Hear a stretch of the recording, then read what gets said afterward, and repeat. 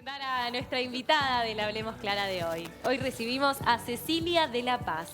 Es maestra de Educación Pública y la fundadora de la ONG Edúcate Uruguay. En el año 2019 recibió el Premio Nacional del Maestro. ¿Cómo estás? Qué gusto recibirte. Gracias, Jaime. ¿Anda bien? Bien, súper bien. Hablando de educación estos días y viendo además que siempre es un tema tan sensible, uno piensa cómo venís trabajando desde hace 15 años, hablando de los mismos problemas que hay hoy, ¿no? Y desde la sociedad civil, a veces por fuera del sistema, tratar de incidir para que esos problemas que todavía se repiten se minimicen, ¿no? Sí, yo me gradué de magisterio hace más aún. Lo que es una realidad es que la transformación pedagógica, digamos, o educativa, es una preocupación de muchos países. Y sí es cierto que sigue preparando material para venir para acá.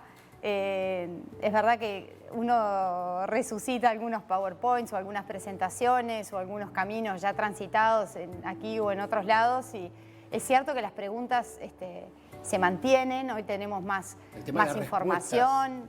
La respuesta sigue vigente. La respuesta, ahí está el tema, respuesta ¿no? Porque a veces sigue esperando. En el medio de los debates sobre la educación hay una suerte, no sé si de contradicción, pero como que no nos ponemos de acuerdo de si los cambios en educación son lentos o si realmente a veces termina siendo quizás una excusa para no incidir.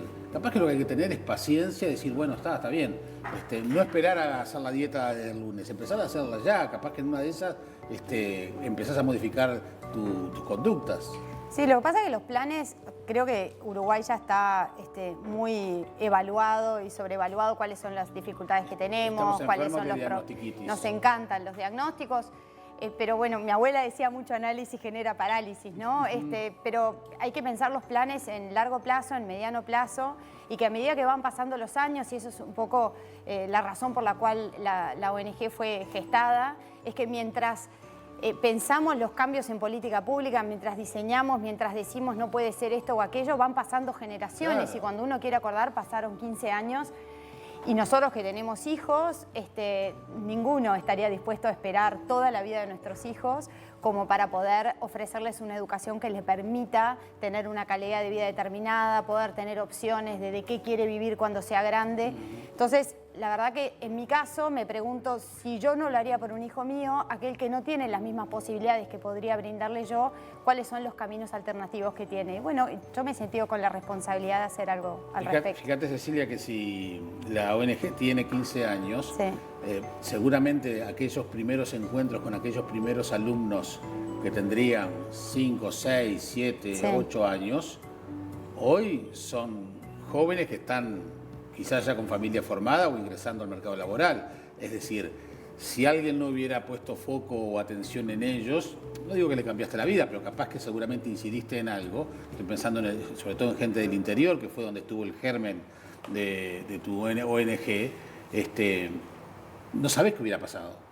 No, para esos niños y para todos los maestros, nosotros ya hemos trabajado con más de 750 maestros, y esos maestros, ellos mismos nos dicen, nosotros somos la semilla del cambio. Y es cierto, ese maestro hoy en día está en esa escuela, pero mañana está en otra escuela, y los ciclos de formación y de capacitación continua son totalmente claves para esa mejora de la educación, que la mejora de la educación no va a llegar únicamente por un plan estratégico, por un cambio curricular. Hay que pensarlo más como ciclos, hay que pensarlo más en círculos, hay que pensarlo más como en olas que se repiten intencionadamente hacia un objetivo. Y además seguramente respetar y conocer las realidades locales. Eso es fundamental, absolutamente fundamental. Y eso sí nos reporta del exterior y de los países desarrollados, en los cuales cada vez se brinda mayor contextualización de las políticas educativas, mayor autonomía en los centros educativos y mayor formación diferenciada. O sea, los directores, capacidades en liderazgo, capacidades en innovación pedagógica, capacidades en integrar cambios, porque no es solamente integrar una tecnología, es también gestionar ese cambio con la comunidad de maestros y con la comunidad de los padres y con los niños. Y en el caso de los maestros, más conocimiento de lo que viene de la neurociencia, más conocimiento de lo que viene de todo el conocimiento que tiene que ver con las habilidades socioemocionales. Tenés más herramientas hoy que hace 15 años. Muchas más. El tema es que muchas veces si uno va a congresos y demás, recibe esa información de manera fragmentada, si uno tiene la suerte de hacer eso, ¿no? Los maestros rurales no tienen la fortuna de tener una formación continua. Entonces, a veces vas a congresos y demás, pero también tenés que tener el conocimiento como para poder unir esos puntos, porque como siempre decimos nosotros, el lunes llegás a la escuela y tenés 12, 13, 30, 60 alumnos y necesitas dar respuestas inmediatas. Es ahí en donde nosotros encontramos que está el rol de la política pública, que está el rol de lo que podemos ofrecer esos cambios de mejora continua. Es el poder ordenar eso en proyectos, en secuencias, en progresiones de aprendizaje, que el maestro puede ir incorporando mientras va favoreciendo a los niños. Porque nuevamente, no tenemos el lujo del tiempo de estar esperando 5 años, 4 años más, 15 años más en ver si finalmente tenemos una política educativa. Eso es lo que hace, por ejemplo, en el caso de Finlandia, que es medio aburrido ya hablar de Finlandia porque es como que siempre el mismo caso icónico, pero porque tuve la oportunidad de conocer y de estar en contacto con ellos últimamente. Ellos tienen un departamento de innovación, como una agencia de innovación que va caminando paralelamente con el sistema educativo. Y ese departamento de innovación trabaja con escuelas piloto y demás, y después desde ese lugar es que se van incorporando esas innovaciones a lo que es la política pública. Pero mientras tienen una base que se sostiene con una formación académica de los profesores muy sólida y demás, tienen agencias de innovación que van caminando junto con ese sistema que es muy estable y lo va permeando de las últimas tendencias de manera orgánica, de manera que no es como una cosa que, bueno, y ahora está de moda tal cosa, entonces lo pongo y ahora, claro. y es como que vas haciendo adendums, ¿no? Porque esos adendums termina fragmentando y confundiendo. Termina siendo un Frankenstein. Sí, porque una vez, yo trabajé en Ceibal muchos años y la verdad que es un proyecto fantástico y una experiencia para mí a nivel expansivo enorme. Y lo que hablábamos era de las tecnologías boutique, ¿no? Decíamos, bueno, una cosa es el poder tener estas tecnologías, tengo robótica, tengo microbits, tengo esto, tengo lo otro, y el próximo paso de esa innovación es poder integrarlas hacia un cambio de la manera de enseñar que se adapte más a las formas de aprender que hoy puede llegar a ser interesante para los niños, y no solamente porque los niños tienen que aprender de cosas interesantes, es porque está probado que la motivación es predecesora del aprendizaje. Entonces, sin motivación, ese aprendizaje está topeado. Además, las motivaciones han cambiado. No son las mismas motivaciones que teníamos nosotros cuando empezamos la escuela, el liceo, de lo que tienen los gurises de hoy.